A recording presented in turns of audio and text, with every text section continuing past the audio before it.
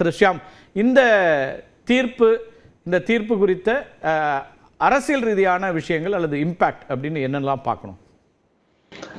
மாநில சுயாட்சி, அது மாநிலங்களுக்கான உரிமை, அப்படித்தான் நம்ம இதை பார்க்க வேண்டும். ஆனால் தீர்ப்பிலே குறிப்பிடப்பட்டுள்ள ஒரு மேற்கோள், டாக்டர் அம்பேத்கர் அவர்களது மேற்கோள், எவ்வளவுதான் ஒரு அரசியல் சாசனம் சிறப்புடையதாக இருந்தாலும் அதை நிறைவேற்றும் பொறுப்பிலே இருப்பவர்களுக்கு துர்நோக்கம் இருந்தால் அந்த அரசியல் சாசனம் பொருளற்றதாகி விடுகிறது என்கிற அம்பேத்கரின் மேற்கோள் வரிகளை தீர்ப்பு சுட்டிக்காட்டியிருக்கிறது. ரொம்ப பொருத்தமான விஷயம் என்று நான் நினைக்கிறேன். இன்னொரு முக்கியமான விஷயம், 10 மசோதாக்களும் நிறைவேற்றப்பட்டதாக உச்சநீதிமன்றம் தனது சிறப்பு அதிகாரத்தை பயன்படுத்தி அறிவித்திருக்கிறது. ஒரே ஒரு நெருடல் எனக்கு இருக்கிறது. அப்படி என்றால் இனிமேல் நீதிமன்றங்களே நேரடியாக அதிகாரம் செலுத்தக்கூடிய நிலைமைக்கு இது போய்விடும். பொதுவாக ஜனநாயகத்திலே நீதிமன்றங்கள் நேரடியாக அதிகாரம் செலுத்தக்கூடாது, அதாவது ஆட்சியில் தலையிடக்கூடாது.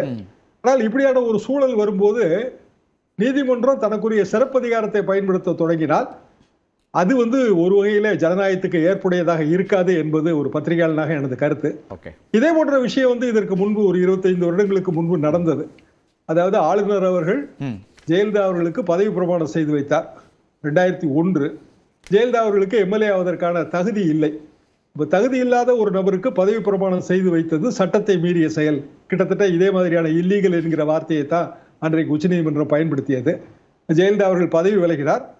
கூடவே ஆளுநர் ஃபாத்திமா பீவி அவர்களும் ராஜினாமா செய்ய வேண்டிய ஒரு கட்டாயத்துக்கு உட்படுத்தப்பட்டார்.